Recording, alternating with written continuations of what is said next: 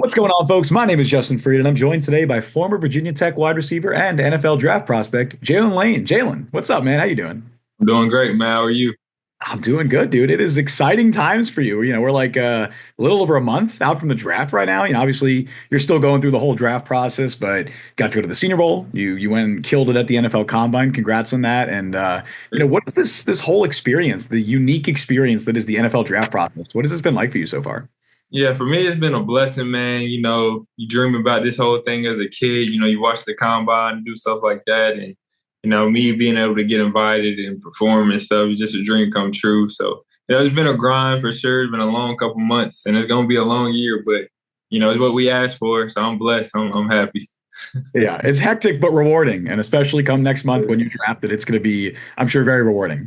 Definitely. I want to talk to you about your football career as a whole to this point. First, going back to your high school days at Clover in South Carolina, you were coached by your dad, Brian Lane, or should I say Coach Lane? Do you ever slip up and accidentally call him like Coach at home or Pops at practice? Like, is that you ever Well, that ever happen? it's like my whole high school, like whenever he started coaching me, I called him Coach Lane. I wasn't about to call him dad around my boys and stuff. I just felt weird. So, I call him Pops, but, at home, it'll definitely slip out. Not anymore, though. Like, he took his coach hat off, put his dad hat on. So, yeah, it's Pops now. But, yeah, I did slip up a couple times. I always think about like I think about like Bronny and LeBron, and I'm like, you ever think Yeah. He's like, you Bronny call him Pops. That's your teammate. yeah, he's like, yo, Dad, pass the rock. Like I always wonder if that's ever happened before. Yeah, I don't know. Yeah, but for you, what would you say was the best part about having your dad as a coach? And not to offend him if he ends up watching, but what was the worst part about having him as a coach? No, he's gonna watch. He's probably gonna be the first viewer. But the best part, just I feel like it made our relationship closer. Like I've always been close to my pops, but just having him coach me, I'm around him all the time. It's the bond we had, and I felt like we had a good connection too. Obviously, he was our play caller, so he's calling plays, and I think my senior year I got a lot of touches, probably thanks to him. But I'd say the worst part, I feel like he's been the hardest coach I've had, like how hard he was on me. But at the time I'm like, dang, it's kind of tough. But now I look back and I'm so grateful for it because it made me who I am today. Like I can take any kind of coaching. I'm very coachable because of him. So I think I definitely give him props for that, though. Yeah, and look, I think you earned those touches too. You were a damn good player at Clover. Obviously, went on to play college ball. You were probably, I'd say, a little under recruited. Maybe your size probably didn't help with that. No offense. Yeah, not at all. Talk to me about that recruiting process and what Yeah. went into your decision to choose initially Middle Tennessee State. Yeah, so I think I had like before my senior season started, I had like Lenore Ryan, NGU. Those were like my only offers to play college football. But like after like week 3, Tennessee Chattanooga came in, then the D1 started rolling after that. Middle Tennessee came kind of later. Like Middle Tennessee, Charlotte, Coastal, it came kind of late. App State, but I ended up choosing MT mainly because like I got a lot of respect for Coach Stock, who was there. He's just a great, genuine guy, and there's a whole story like on my visit and stuff. That's for another time, but it was great. Just to visit and the people around there. So yeah, I felt like I was at home, and they took a chance on a kid who was 5'6", 150. So yeah. Yeah, and I mean, thankfully you grew a little bit while you were. You spent a few years there in Tennessee. Had a really impressive third year, which I think that was technically your sophomore year. I think. Yeah. Then you transferred to Virginia Tech. What went into that decision to transfer, and why'd you choose Tech?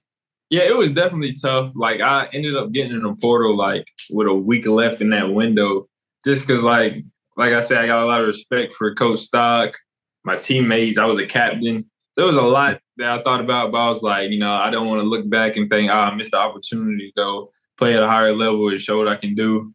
So, I decided to hit the portal, and, my pops being a coach, he had like good connections. Like he knew Coach Jones at Virginia Tech very well. And, I wanted to go somewhere where I knew they was going to, take care of me and, give me a fair shot to go win a spot and, help the team. And, honestly, I could have chose Virginia Tech just based off the atmosphere on game day. Oh, yeah. So, Yeah, it was a lot of like a lot of reasons why I chose Tech, but those are the main two. Those Virginia Tech home games, they get nuts. Like the crowds are crazy. I really want to go to a game there because it's wild. Oh yeah, you got to experience that in person. Like it's win, lose, or draw is like that too. Like Uh, yeah, it's I've seen the videos. I've played it on NCAA on the new console. I'm like, oh, this looks sick. Like I got to go to one of these games. so All right, let's jump to the draft again. I don't think you need me to tell you this, but you crushed it at the combine, dude. Like you killed it. Like you were like top five in 40 time amongst receivers, broad jump, vertical. Like you crushed it. yeah. What was your mindset like going into the event? Like did you feel like you had something to prove? Was there a chip on your shoulder? Oh yeah, for sure. Like I feel like I've had that chip on my shoulder since. Like, I feel like I was under recruited in high school. Me being a smaller guy, and I'm coming into the combine. I feel like I didn't have a lot of expectations. Like statistically, I didn't have the best season last year, but I've had 5 good seasons in college, so I've put a pretty good career together. But I just feel like I was a little underrated. It was just not a lot of expectations, so I just felt like I wanted to come in and turn as many heads as I could, and felt like I accomplished that. I think you did. I think there was a lot of people, one of the biggest winners of the combine. I think a lot of people also don't realize that the combine is more than just drills and testing. Like there's a lot that goes into it. You got interviews, you got medical evaluations, you're talking to all these teams. For you, from your perspective, what is one thing about the combine that the average fan probably doesn't realize from the outside looking in? Man, so we got there. Like I didn't do my testing until the Saturday, uh, but we got there on the Monday, I believe, and then we immediately went into just sizing, getting measured, stuff like that. Then we went into medical stuff the next day. Then the next day we had interview. It's just a bunch of stuff, a lot of sitting down waiting. Like, you go to the hospital, get x-rays, MRIs, all that done. You meet with the medical teams, medical staff for each team. It's a lot. It's a long week. I'm not gonna lie. It's a really long, and then you gotta still find time to make sure you're still being active because you got to perform on Saturday. You don't want to just sit down for a week. So yeah, it's a long week for sure, but I feel like I attacked it, with the mindset I had and just being positive. Because at the end of the day, it's a long week, but where else would you rather be? you know? I mean, you're living the dream. Yeah, That's I mean, exactly. so many people look at it and they're like, oh, it's just like, especially you're leading up to that 40 yard dash. It's like this is 4 seconds. Like the most, people call it like the most important 40 seconds or 4 seconds. I feel like it's a Yeah. little overblown these days, but there's so much that goes into it beyond that. I want to talk about your game overall because on top of your ability to contribute on offense, obviously you're a very good wide receiver, but you also have quite a bit of special teams experience. You're a Yeah. talented punt returner. You have experience returning kicks too. How much pride do you take in that part of your game and in your ability to contribute on special teams? I take a lot of pride in it. I've been playing special teams since I touched the field at Middle Tennessee. And I was splitting reps with Reed Blankenship back there catching punts. I was a primary kick returner, ran down on punt. So, I really enjoy special teams because you can really change the game. Like, one big punt return, one big kick return, one, force fumble on punt, whatever the case may be, can turn the whole tide of a game. So, yeah, I take a lot of pride in it, and I know I'm going to play at the next level. So I'm excited for it. And that's something teams really care about. Obviously, you don't need me to tell you that. That's Yeah. all teams they care a lot about special teams value, especially if you're not like a top 10, top 20 pick. Like you're gonna So, find to make an impact on special teams. I don't think that's gonna be an issue for you. Speaking of teams as well, are there any teams you may be spoken with at length, either at the Senior Bowl, the Combine, or any point in the draft process? well, like between the Senior Bowl and the Combine, I pretty much spoke to all 32. All the team. Like besides the Rams, they don't have a lot of representation at those events. It's just how they run it. That's just how they do it.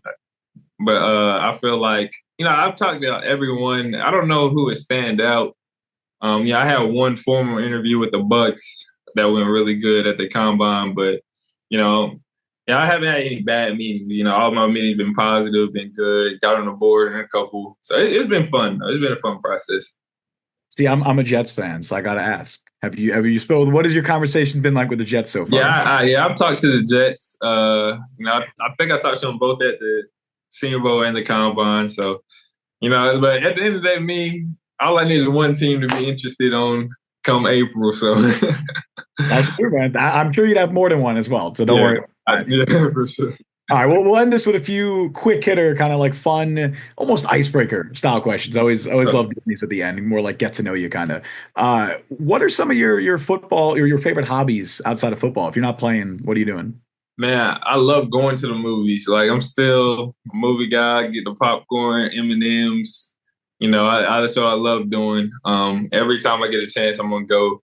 I'm also a bowler. Like, Oh, all right, feel all right. like I can hold my own in the bowling alley. Like my high score. This is a high score, 215. Haven't touched it. Like I don't average anything close to that, but like I bowled a 215 before. I was going to ask you. That's crazy. I definitely, I'm not touching that. What's some of your favorite movies? Wait, say it one more time. My bad. What's some of your favorite movies? Favorite movies.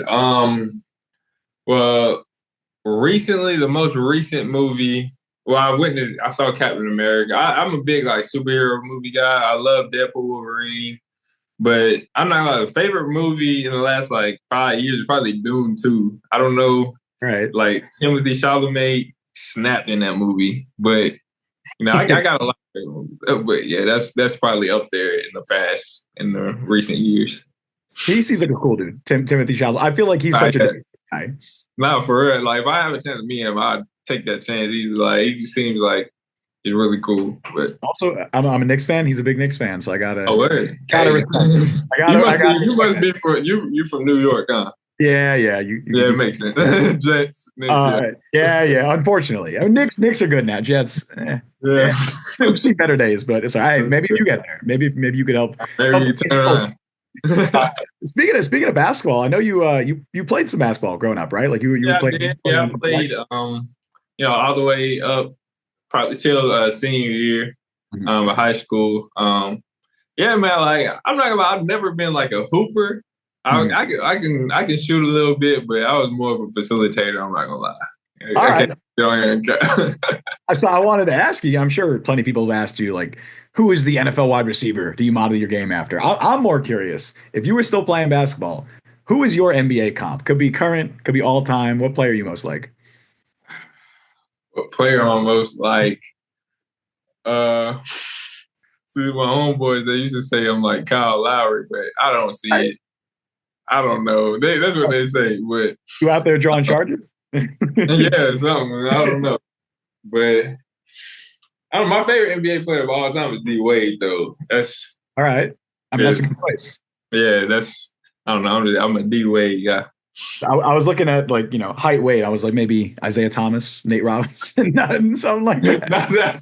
Not that small.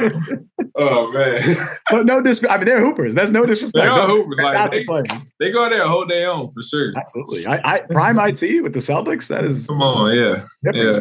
All right, You last can't. one. Oh, go. Yeah, so go for it. Yeah, let's do it. Yeah, last one. I always love asking this question. Probably one of my favorite questions.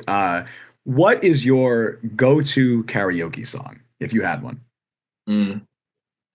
It's tough. Go to karaoke. Or your favorite song if you're not a big karaoke guy. But if you do, If you put me on the spot with karaoke, I'm going probably some old school R&B. I'm gonna go Music Soul Child Love. That's oh, what I I'm. don't know that song. There was Yeah, that nice. look it up. Music Soul Child is the group, but the song is called Love. Sure, I'll check out this. I love it. It's what 90s R&B. Yeah, song yeah, 90 early 2000, one of them. Yeah. All right, I'll have to check. Hey, look, I know they do those rookie talent shows. So once you get into the NFL, Yeah, maybe that's the song I'm picking. So there you go. go Maybe they'll put you on the spot. everybody. All right, man. Jalen, I really appreciate taking the time, dude. I want to wish you the best of luck with the draft next month. I know you got a busy few weeks coming up. Try to enjoy it as much as you can. Spend time with the family, all that stuff, man. All right, man. Appreciate you, man. Thank you for your time. Appreciate you.